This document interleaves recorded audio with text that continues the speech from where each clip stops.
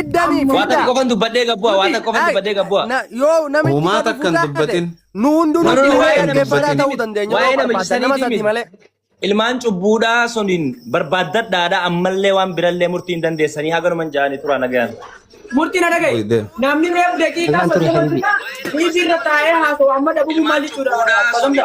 Barbaaddadhaadha ammallee waan birallee. Mucaa tara lamaan itti dawwalu jiran tara lama riingi jaana jala hin qabne Waa toppin. ammoo mucaa fi murtii walitti hidheetiin dhagayi akkanaan godhaan mucaa fi murtii walitti hidheetiin isaanii wajji haasawaa sagalee isaanirraa waraabaa online irratti ibsan.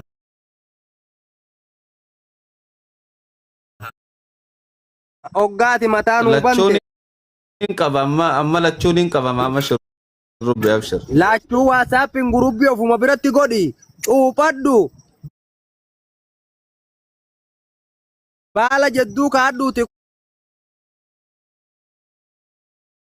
kottaa wanni tun tana fakkaattii je'ii gaafsa nuti si jalaan agartee kuusatti taana ha abbaa qaqqaaqatti bira dhaabbata.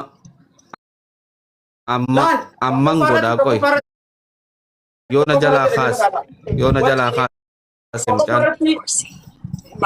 Hamza wanti kun tokko faarratti shiraan itti deemu jira murtiitti shira wallahi shira dubara bira dubbanii nama shiraan itti deemu jira namni reewu deekas mana Hamza yaa jira taa'ee haasa'u jiru amma si dhabamuu jechuun maal jechuudha kun haqasaa barbaadachi jira. Caala mee obsi. Sama sagalee WhatsApp hundaa banamu ture reefu zanni nama gabbuusa. Caala dhaggeeffadhu. Ayyeegaa isinirraa buune mana keessan jirra akka Caala feetanii moojeetara namarraa fuudhi. Caala maal isin jeewo? Ala nama kabajee Eenyuun namarraa godha? Ela Dhaggeeffata isin hundinuu rakkoo qabdan aboo. shurrubbee dhiifama takkoon si gaafachuu barbaada. Hudduusi afarsaa namni ati moojeetarratti kan itti asinaa nama gataa dhufu maal si godha? Hamza dhaabigee shurrubbee waan si gaafachuu barbaada manni kun xiqqisho nama darbaa gadi bu'aa sinumaaf nol deebi'e malee deebi'ullee hin feene ilmaan gasaa gooroo gadee gooroo maarree jettee duba obsi boomta qabadhu mutu nurra gooroo gadee gooroo olee jettee haasaa turte san haasaa ture murtii guutu dhaggeeffadhu obsi boomtu qabadhu xiyyaa. Ayyee tor. Akkasitti haasaa turte san haasaa jiru immoo as taa'ee si bira taa'ee haasaa jiru amma murtii guutuu dhaabbadumaan jirii Arge. maadhaa buutan Arge. reefu dhaggeeffadhu gaa odoo ati dhufin duras haasaa ture maal jee dubbii gosa galchitanii jee kana duras viidiyoo waraabetti ijoollee feemasa gooroo gadeetittu feemasa harargee baattu natti duulee jee kakutaa fi gosaa fi gantaan nama waliin dha'uu barbaadu murtii guutu malee warra asirra jiru kanaa miti sadiifuu atis yoo haqa dubbatte haqa dubbadhu loogii dhiisi nagaatti. Caalaa mana garuu jaarii gastii nama taa'u illee iyyaan qabnu warri ganama Darbatteen deemin. Waan darbatteen deemin. darbadhee deemuu miti darbadhee deemuu miti dhugaan jiru Tora. Maal Waan laafiin darbatteen agarra deemin. beekamuu Waan jirtuun siniin je. Ila waan jirtuun siniin je. Fedhu gamni murtii haa jiru fedhu gamni kun waan haa jiru waan hin gurraa dhaga'uu fi akka tiimitti namni wal deeggaru arguudha. Ani loogii yoon deeme maqaa rabbii 99 natti haa ta'u rabbiin dhala kiyya naan garsiisin ija bitaa jemme. Irratti hoggaa namni gargaaramu rakkataa kiyya bira mana isaa ol seenee on gargaare malee murtii biyya kana naan finne naan kutu naan obaasu wallaahi sagalee waatsaappii keessan hin qabuufan waluun beennu siigalee yoo dubbatuu taate fi waa lakkaawwatuu taate warri wajjin lakkaawwadhu eenyufaa akka ta'e hin beeka sanna biratti hin daladduan haqee na jiru walitti hin lakkaawwadhu waan itti amanu qaba waan ta'eef shirri immoo gaariimi dubbiin hoggaa haasamtu himataa fi himatamaa bitaaf mirga kaanii jaarsi jedduu taa'ee jaarsa sadi lakkaawwatanii irraa hubatan nuti waa hafarsina warri meediyaa kun dhugaan lafa jirtu tana kuni hawaasa diiguu ta'a maaliif jette inni jee shabakaa kiyyan na dide malee murtii akkan dubbannee dubbatu hin danda'u isiniin jedhu hin jiru murtii eenyu ati naa eenyu hoggaa san taate yoo rakkoon keessan ana ta'e isinirraa bu'a ajandaa akkasila ooftanitti namuu urgufaaga an kaniin je Shee Hamzaan sanis kanaas fudhatee gadillee bu'ee waasaappiin tokkoon jara himachiise nu immoo itti qophaasaa akkanatti jee itti dhufne agarraa namni himatu baay'atee jira nama himatu kana guutuu murtii waa godhe taanan murtii hattuudha ofirraa eegaa jenneeti balaaleffanna yoo nama tokko lama ta'ee waa harkatti bade aboo wanni namaan harkatti bade jee waan san agartee walii kennu dhugaa walii galchuudha beeki dinaggeemi namni gaafa dhugaa namaa galche dinagdee atuu gargaaruu dandeessa. Garuu duulli dilli ni jira. Wanni kun duula moo dhugatti gurbaan kun kana godhuu qaba moo dhugaa barbaanna moo soba barbaanna? Murti guutoo lafa mootummaadha lafa naa kenna moo na jiraachisa moo? Ankara deemaa kiyya wajjin birreensa jala ciisee roqaa jala bishaan waraabbadhee ciisa. Murtii hin beekwan. Murtii isinuma fide, isinuma olii gada farsa, isinuma deddeeman. Atis yoo gosa lakkaawwatuu taate gosummaa walitti hin dhufu. Lafaan illee walitti hin dhufu. Loogii dhiisin jeina. Wama jiruu fi wama dhalaaf dhiirri haasa'u jiruun sinitti haasa'u jira. Yeroo tokko gubatu qe'een tokko gubatu qe'ee tokko ramadoon cicciisu asirra waa biraa laatan. Ajandaa nama dhuunfaa keessaan baatan. Namni kun hattuu ta'uu fi hattuu ta'uu dhabuu kan hin mirkaneeffadhu. Gaafa jaarsi fuudhee haqa namaa san irratti badee yoo narratti badee na gargaaraa jee akka Oromootti gargaaru. Yoo waan namaa san nyaatee dhiibbaa godhutti jiraate Oromoo murti guutoon hattuudha irraa of eegaa jechuudha. Alhaqu baatilu baatil tana siin tabiraan jirtu. Akki goonu ani jara lachuuma bilbilatti dawwaleetiin keessaan itti haasee waan irraa qabadde isinitti hin deebi'a yoo na jalaa kaase gurbaan kaanis waliif fideetiin guruppi godhee waliin itti haasawa. Nagayaan naa tura. Ustaz Hamza dhiifama waan takka siin jaa dhiifama gis takka Ustaz Hamza laal waan walii barreessan WhatsAppiin kun ni jiraami fakkeenyaaf haati barreessite fi kun kalarri isaa wal addaame. Kaanis dhagaye. Laala wanni siin yoo fedhe na fixachis shoot screen haa godhu malee forward akka amma reefu ergansanii miti. Shoot screen haa godhu. Shoot screen godhee haa baasu mucaan kunis waan isatti haasa'ee jechuudha. Akkasitti haa ergan. Niin dubbaan jara dubbiseen dhufaanaa turame. Mee dhaggeeffadha mucaan waa hunda ni qaba. Ilma namaa kana hunda dura Ustaaz Hamzaa Sheejjaa birii dhaqee itti himate.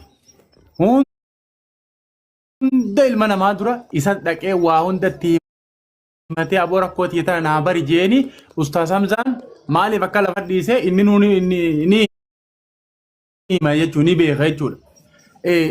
Wanti guutuu mucaan jirti. Mucaan ammarratti reefuu akkaataa silkiin itti biizii gootu Ustaaz Hamzaan akkana biizii na godhu jirti jee achirrattuu himataa ture. Namuutu waliin laalaa ture viidiyoo isaa akka itti biizii jettu.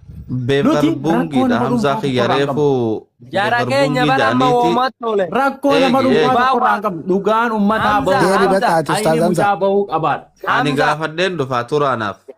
Deem. Sheem Ustaaz Hamzaan abbaa gaaddisaa ta'e haadha mucaan waa qabaachuun gaariidha. Waan ragaa qabattuun nama himatuun gaariidha. Namni wal qabee lama lachuun kufuu beeki. Tokko jala tokko gubbaadha. Karaan gabaaban kanuma bara. Waan biraa dubbattanii waatu isin keessa jiraa jechuudha. Ila abbaan feetan gastii ergattanii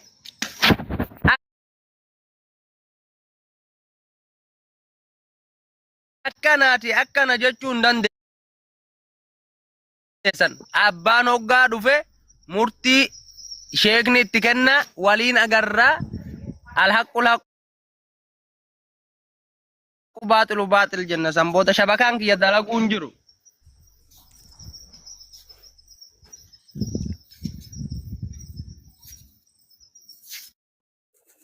Dubbatiin aytan gaa'ee.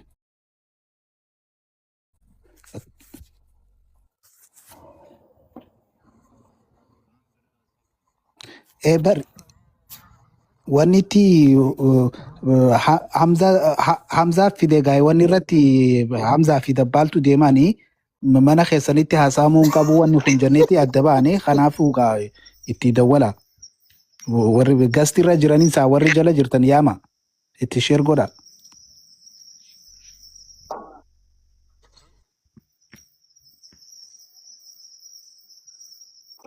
Yoo asiin gaa kacal jantaate gaa bu'uuma kijibaate jechuudha. Ustaaz Hamzaa qaalichi gaaf duraa maaliin si dubbisee ture sillee dubbisee jiraami?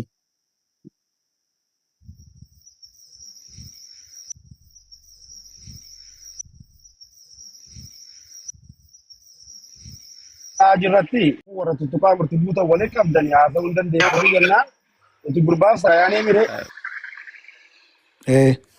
Laala bakki guutan mama shurrubbee jirta? Mama shurrubbee na dhageessa?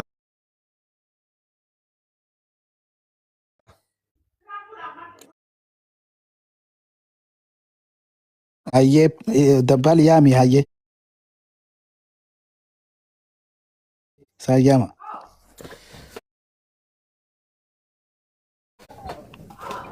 Reefu mucuma nuu yaama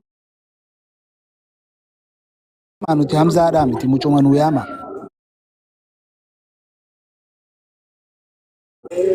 Malee Hamzaan feenu. Jara kana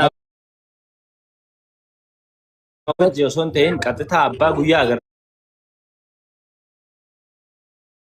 agartanii miisin. Akkas. Isaan samtee dadha.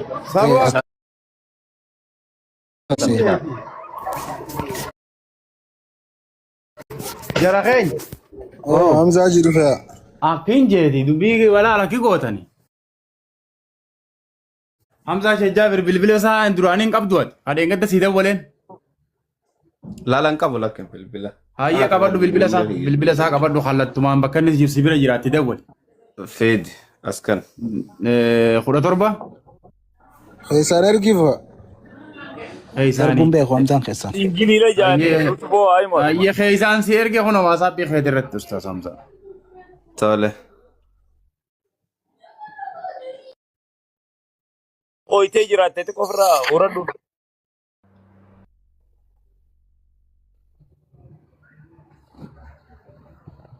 Hamza WhatsApp na ergite.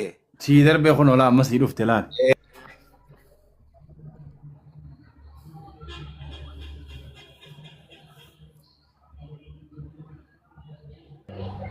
Nuna femo namnummaa reefa malee birraa soo akkamitti jiru. Gizee duraatu bakka hojii irraa hin bee hagana hayyama naa kannaa jeechirraa hayyama naa ollaa baasaa jee fudhate amma hojii deebi'eensaa garuu itti amma Hamzaan kallattiin itti yaada godha.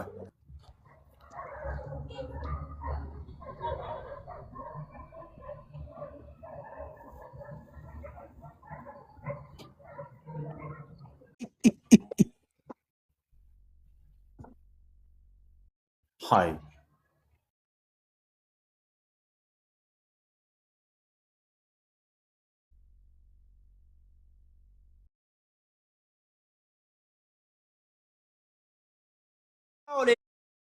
Kun qabu lakki. Inni guyyaa lama haasaa hin hafuufina. Guyyaa lama haasaa jiran